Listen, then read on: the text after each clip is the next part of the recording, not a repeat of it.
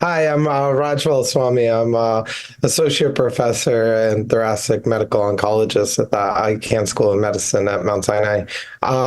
So this year at TTLC, I will be giving a talk on a very interesting space, pan-RAF inhibitors.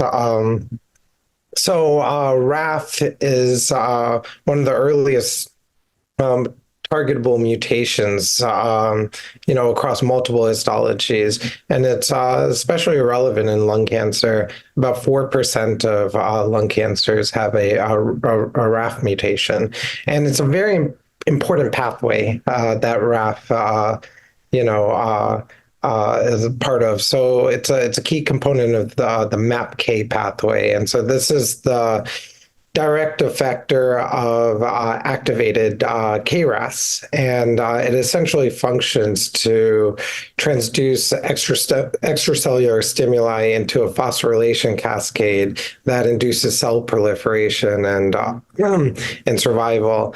And so, essentially, there are three RAF paralogs in this family: ARAF, BRAF, CRAF. BRAF is the most common, and especially in lung cancer. And normally, in the absence of upstream activity, it's a monomer, it's closed and it's inactive. But then, in the presence of upstream activated RAS, it'll translocate to the membrane, it'll form a complex, and it goes through this like series of priming and phosphorylation, and which leads to dimerization. And the reason why I'm going through all of this is because understanding this is really key to these pan-RAF inhibitors. And so through this dimerization, this allows downstream the interaction with downstream MEK and the activation subsequently of downstream MEK, which will then in turn activate ERK and the rest of the pathway. And so there are several during this process of dimerization. There's several conformational changes that happen to be able to activate that MEK protein, that MEK substrate.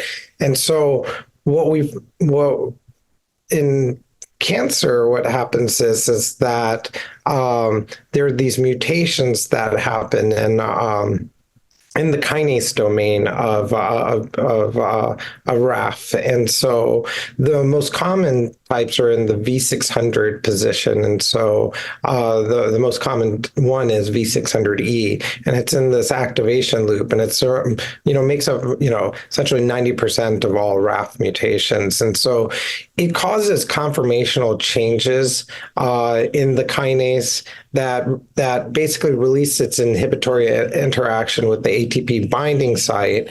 And so the RAF is kind of always on, and it causes constitutive activation of downstream MAPK. And so, that's one type of mutation, right? And we used to call them basically V600E or non-V600E mutations. So the other RAF mutations that essentially will do the same thing, but in totally different mechanism.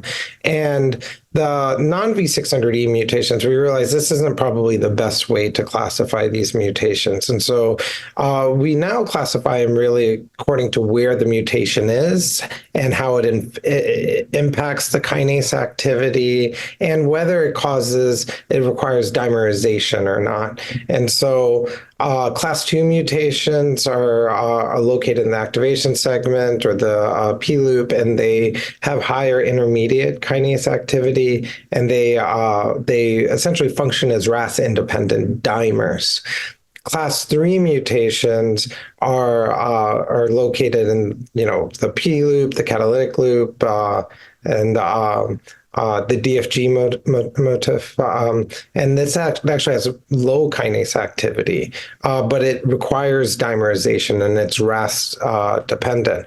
So now we know more about these mutations and when we think about targeting them, we've always used essentially monomer specific RAF inhibitors. That's what's always previously been used. And that work well for V600, those class 1 mutations, to a variable extent. But one of the big problems with it is it inhibits the mutation, but it does so incompletely, because when you inhibit it, right, downstream MAPK activation will then cause through a feedback loop, would cause activation of upstream of RAF.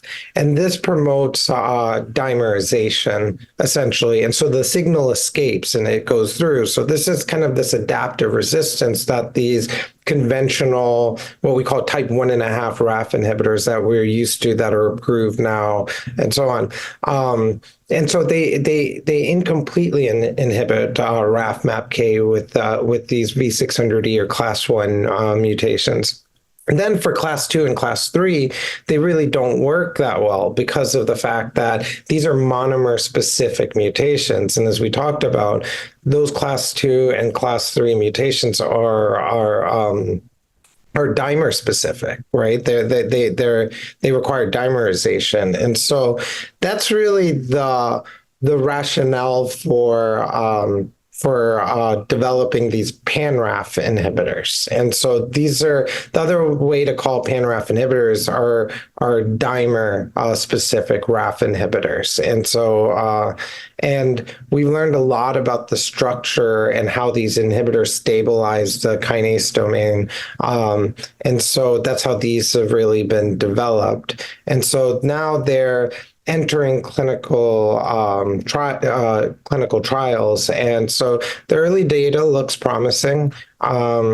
Essentially, they're found to be, pretty well tolerated, and it has, they have clinical activity. But, I think, we all think that, more is needed here. And so, one of the ideas is to really start looking at combinations with vertical combinations with other inhibitors in the RAS MAPK pathway.